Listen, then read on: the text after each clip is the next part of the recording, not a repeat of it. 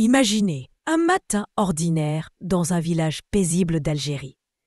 Des enfants partent garder leurs moutons, insouciants, souriants. Quelques heures plus tard, leurs corps sans vie sont retrouvés, égorgés, massacrés. C'était le début d'un cauchemar qui allait engloutir tout un pays, la décennie noire. Dans ce témoignage bouleversant, Mohamed nous raconte comment son village a basculé dans l'horreur, l'enlèvement et la mort de 7 jeunes bergers.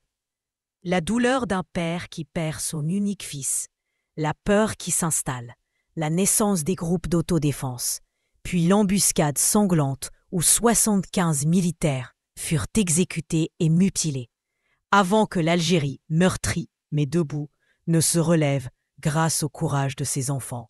Restez jusqu'à la fin, car ce récit n'est pas une histoire comme les autres. C'est notre mémoire, c'est notre histoire. Je m'appelle Mohamed. Quand la décennie noire a commencé, j'étais un adolescent comme les autres, insouciant, rêveur, sans vraiment comprendre la gravité des choses qui se tramaient autour de nous. J'avais 15 ou 16 ans, à peine.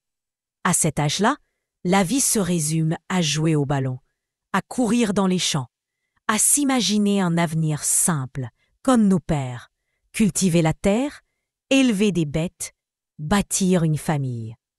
Notre village, niché entre les collines de Sidi Bel Abbès, vivait dans une simplicité que seuls ceux qui connaissent la campagne peuvent comprendre.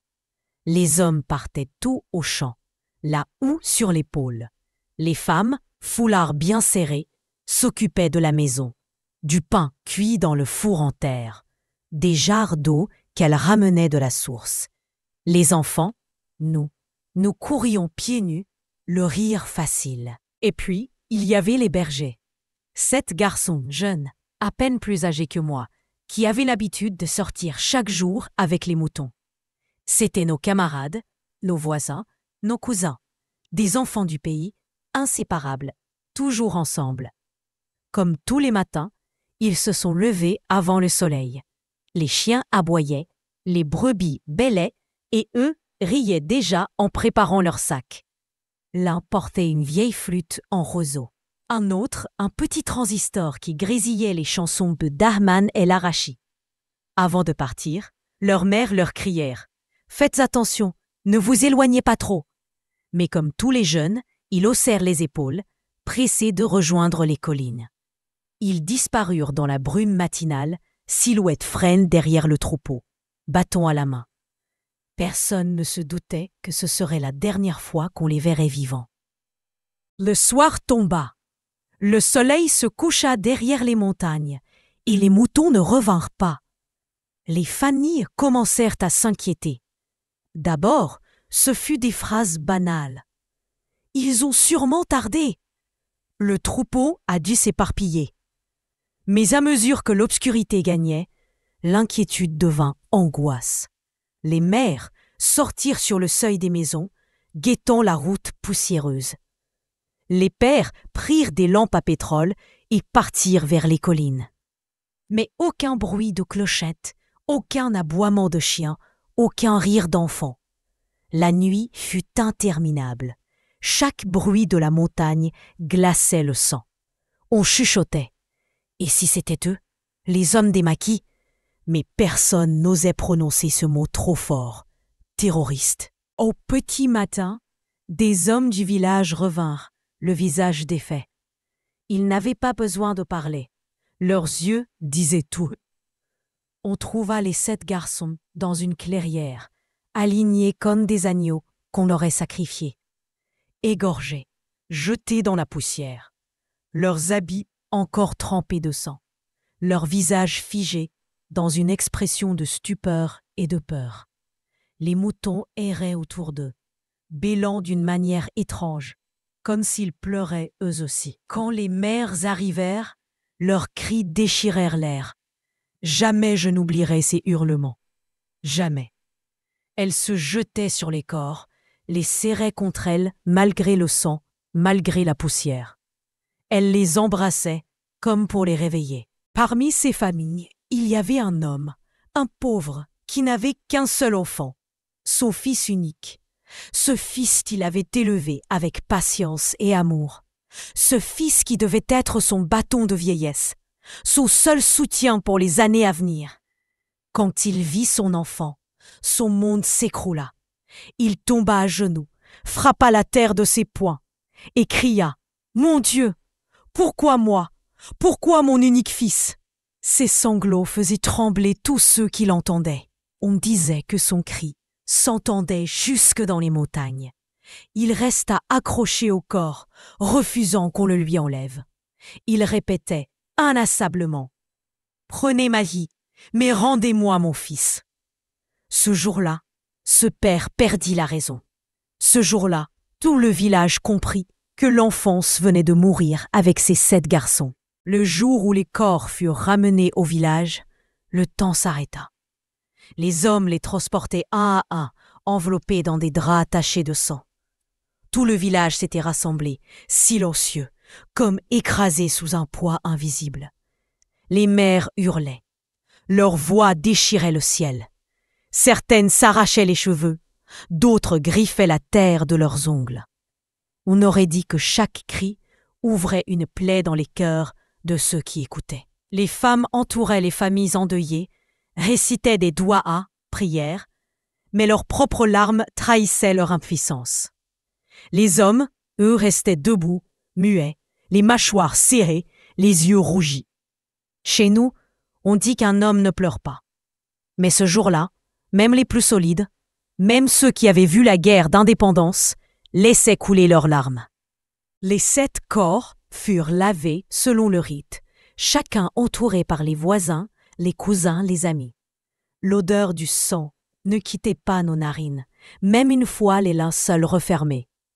Le cortège funèbre traversa les ruelles du village, suivi par une foule immense. On pria, on implora Allah de les accueillir parmi les martyrs. Les tombes furent creusées côte à côte, comme s'ils devaient rester unis jusque dans la mort. Lorsque le père de l'enfant unique vit la fosse se refermer sur son fils, il s'effondra. Il s'accrochait à la terre, hurlant « Non, laissez-moi descendre avec lui, je ne veux pas qu'il parte seul !» Il fallut plusieurs hommes pour l'arracher de la tombe. Son visage, ravagé, restera à jamais gravé dans ma mémoire. Après les funérailles, un silence pesant s'abattit sur tout le village. On n'entendait plus les rires des enfants dans les ruelles, plus de chansons autour des foyers. Même les animaux semblaient avoir compris. Les chiens se taisaient, les coqs chantaient faiblement. Chaque maison était en deuil. Chaque famille se sentait concernée. Même ceux qui n'avaient pas perdu un fils ce jour-là pleuraient comme s'ils avaient perdu leur propre sang. Car dans un petit village, les enfants appartiennent à tout le monde. Les jours suivants, les mères pleuraient encore, assises devant leur maison, tenant dans les mains les sandales, les habits, les objets laissés par leurs fils. Les pères erraient, le regard perdu, incapables de reprendre le chemin des champs. Moi, j'avais 15 ans. J'étais encore un adolescent.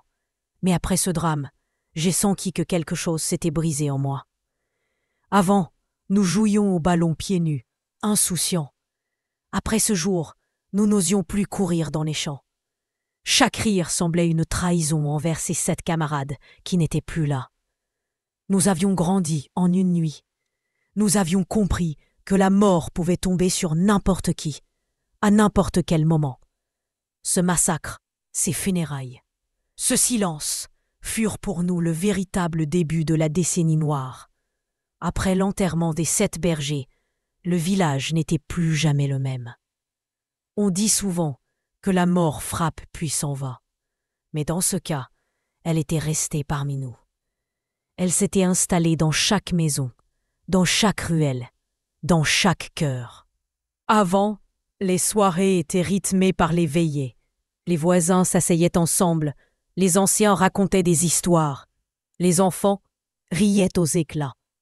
Mais désormais, dès que le soleil disparaissait derrière les collines, les portes se fermaient. Un silence pesant recouvrait tout. On n'entendait plus que les chiens, dont les aboiements faisaient trembler les femmes. Chaque bruit de pas, chaque craquement de branches réveillait la peur. La nuit n'était plus le repos, c'était l'attente, l'angoisse, le supplice. Les mères interdisaient à leurs enfants de sortir après le Maghreb. Les pères rentraient des champs plus tôt, jetant des regards inquiets vers les montagnes.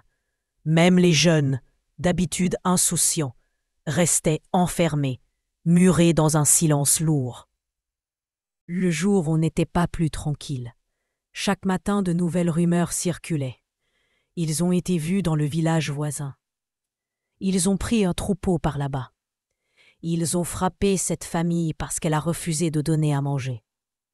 Parfois, on apercevait de loin des silhouettes barbues, armées de kalachnikovs, traverser les sentiers. Ils descendaient des montagnes comme des ombres, silencieux, menaçants. Ils ne parlaient pas, mais leur seule présence suffisait à glacer le sang. La nuit, on voyait des flammes au loin, une maison brûlée, une ferme attaquée. Le rouge des incendies illuminait le ciel et rappelait à tous que la mort rôdait juste derrière la colline. Les champs commencèrent à se vider. Les troupeaux restaient enfermés. Plus personne n'osait s'aventurer trop loin. Les collines, autrefois pleines de vie et de chants de bergers, devinrent silencieuses comme des cimetières. La vie économique s'effondra. Les marchés se faisaient rares. Les récoltes pourrissaient faute de bras. Les familles vivaient sur leurs réserves. Même les mariages, qui étaient jadis une fête pour tout le village, devinrent austères, discrets, presque silencieux, de peur d'attirer l'attention. Je me souviens de ma mère qui sursautait à chaque bruit. Même le vent, quand il faisait claquer une porte, suffisait à la faire trembler. Mon père, d'ordinaire solide et droit, passait ses soirées assis en silence, le regard perdu, comme s'il cherchait déjà une solution pour protéger les siens. Et nous, les enfants, nous ne jouions plus. Nos jeux avaient laissé place à des chuchotements. Nos yeux suivaient les adultes, essayant de deviner ce qui allait se passer. C'est ainsi que la peur s'installa. Pas une peur passagère, une peur profonde, durable, une peur qui ronge l'âme et fait vieillir les enfants avant l'âge. Quand la peur eut complètement paralysé le village, il devint clair pour tout le monde qu'on ne pouvait pas rester ainsi. Chaque soir, les hommes se réunissaient discrètement, dans une maison ou autour d'un café amer. Les discussions étaient toujours les mêmes. On ne peut plus envoyer nos enfants dehors. Les champs sont abandonnés. Si nous ne faisons rien, ils viendront jusqu'à nos portes. Alors, une idée commença à circuler. Prendre nous-mêmes les armes pour défendre nos familles. Au début, certains hésitaient. Comment des paysans pourraient-ils résister à des hommes armés, organisés, sans pitié? Mais d'autres répondaient, « Nous n'avons pas le choix. Si nous restons sans rien faire, ils nous égorgeront un par un. » Petit à petit, la peur céda la place à une nouvelle énergie, la volonté de survivre. On créa des groupes d'autodéfense. On les appelait gardes communaux, les hommes du village, ou tout simplement nos protecteurs. L'État, conscient du danger, soutint cette initiative. Des armes furent distribuées, des kalachnikovs usés, des fusils de chasse, parfois même des pistolets hérités de la guerre d'indépendance. Ce n'étaient pas des équipements modernes, mais pour nous, c'était déjà une lumière d'espoir. Des militaires vinrent former les hommes aux bases de la défense, monter une garde, utiliser une arme, établir une surveillance. Les habitants devinrent des sentinelles armées. Chaque nuit, à l'entrée du village, des hommes se relayaient. Ils creusèrent des tranchées, dressèrent des barricades avec des pierres et des troncs d'arbres. Dans l'obscurité, on entendait leurs pas lourds, le cliquetis de leurs armes, parfois leur voix basse qui murmurait des versets du Coran pour se donner du courage. Les femmes, elles aussi participaient. Elles préparaient du pain, du thé brûlant, des dattes, et les apportaient discrètement aux hommes qui montaient la garde. La solidarité devint notre bouclier invisible. Bien sûr, la peur était toujours là. Chaque nuit, chacun se demandait « Est-ce que ce sera ce soir? Est-ce qu'ils viendront ?» Mais cette fois, la peur était partagée, transformée en courage. Je me souviens avoir vu mon père, habituellement calme et fatigué par les chants, tenir une arme et marcher la tête haute. Je le voyais différemment. Ce n'était plus seulement mon père, c'était un protecteur, un mur entre nous et la mort. Et nous, les enfants, blottis derrière les fenêtres, on les regardait comme des héros. Après des mois d'angoisse et de résistance locale, un souffle d'espoir arriva enfin. L'armée nationale populaire lança une grande opération dans notre région. Un matin, nous avons entendu au loin le grondement des moteurs. Les collines résonnaient sous le bruit des camions et des blindés. Quand les colonnes de soldats apparurent, le village entier sortit pour les voir. Des dizaines, peut-être des centaines de jeunes militaires, la plupart à peine sortis de l'adolescence. Leurs uniformes impeccables, leurs chants patriotiques, leurs sourires confiants. C'était comme si une armée d'anges descendait pour nous protéger. Nous, les enfants, courions derrière les camions en criant « Vive l'ANP! Vive l'Algérie !» Les femmes agitaient des foulards blancs. Les hommes levaient le poing en signe de soutien. Ce jour-là, nous avons cru que la peur allait enfin s'éteindre. Les soldats s'avancèrent vers une vallée boisée. Là où, disait-on, un important groupe terroriste s'était réfugié. Les habitants les accompagnaient du regard, confiants. Les plus croyants levaient les mains au ciel et priaient pour leur victoire. Je me souviens encore du visage d'un jeune soldat qui m'avait souri en passant, comme un grand frère qui rassure un petit. Ce sourire, je ne l'ai jamais oublié. Mais ce que nous ignorions, c'est que l'ennemi savait déjà. La vallée n'était pas un refuge, c'était un piège. Dès que les colonnes pénétrèrent dans les bois, le sol explosa sous leurs pas. Des bombes artisanales habilement dissimulées éclatèrent avec un fracas assourdissant. Les camions furent soufflés, les soldats projetés dans tous les sens, et alors les montagnes s'illuminèrent de flammes. Des tirs jaillirent de partout, des kalachnikovs, des fusils mitrailleurs, des RPG. Les terroristes, embusqués, tiraient depuis les hauteurs. Les soldats encerclés n'avaient nulle part où fuir. Le vacarme était inimaginable. Explosions, crépitements de balles, cris de douleur, ordres militaires qui se perdaient dans le chaos. Les premières lignes tombèrent immédiatement. Les autres tentèrent de résister, mais chaque tentative était brisée par une nouvelle détonation. Le ciel était noir de fumée. La terre tremblait sous nos pieds. Et nous, depuis le village, nous entendions l'écho de la bataille. Comme si la montagne elle-même hurlait. Certains soldats réussirent à riposter vaillamment. Mais ils étaient trop jeunes, trop peu préparés pour un piège d'une telle ampleur. Les terroristes, eux, connaissaient le terrain. Ils se déplaçaient comme des ombres, encerclant, frappant, ne laissant aucune chance. Le combat dura des heures.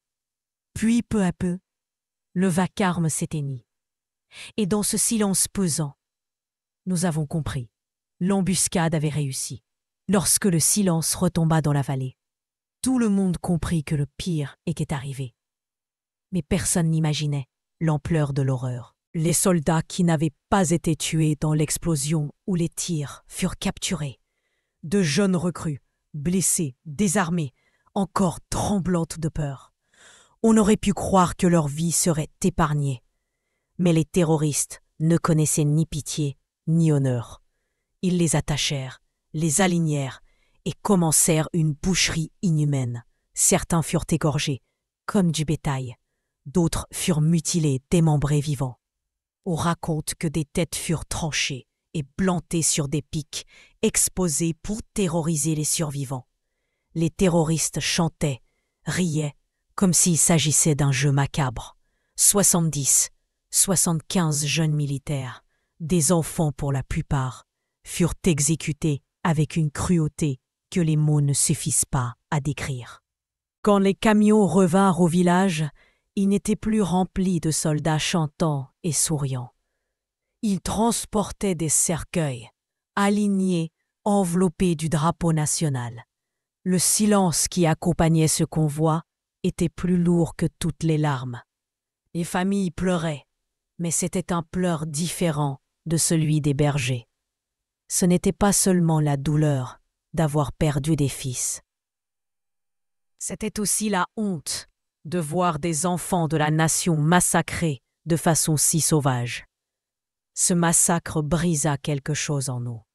Si l'armée elle-même, avec ses armes, ses camions, ses hommes, pouvait tomber ainsi dans un piège et être exterminée, alors qui pouvait nous protéger? Les mères ne dormaient plus, les pères serraient les dents, la rage dans le cœur. Nous, les enfants, nous étions terrorisés. Ces images, ces histoires d'atrocités, se gravaient dans nos esprits comme des cicatrices qu'aucun temps n'effacera. Ce jour-là, la peur devint désespoir, et le désespoir, peu à peu, se transforma en rage.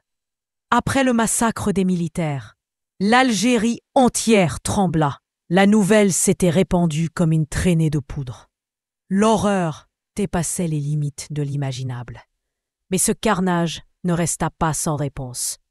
Dès les jours qui suivirent, l'État déploya des moyens immenses. Des colonnes militaires supplémentaires arrivèrent.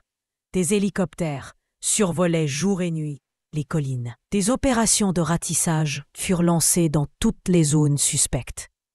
La gendarmerie, la police, l'armée nationale populaire, les forces spéciales et la garde communale unirent leurs efforts. Cette fois, il n'était plus question de subir. Il fallait reprendre le contrôle, frapper fort, briser la terreur. Pendant des semaines, les nuits furent éclairées par les tirs et les explosions. De loin, on voyait les collines s'embraser, comme si elles vomissaient le feu. Les coups de feu résonnaient jusque dans nos maisons, et nous savions qu'une bataille féroce se déroulait. Peu à peu, les nouvelles arrivèrent. Une katiba entière a été détruite. Le chef d'un groupe terroriste a été abattu. Des caches d'armes ont été saisies. Chaque victoire redonnait un souffle au peuple. Chaque terroriste neutralisé était une petite lumière qui perça l'obscurité. Les groupes d'autodéfense, épaulés par l'armée, jouèrent un rôle crucial. Ces hommes, simples paysans la veille encore, devinrent de véritables soldats.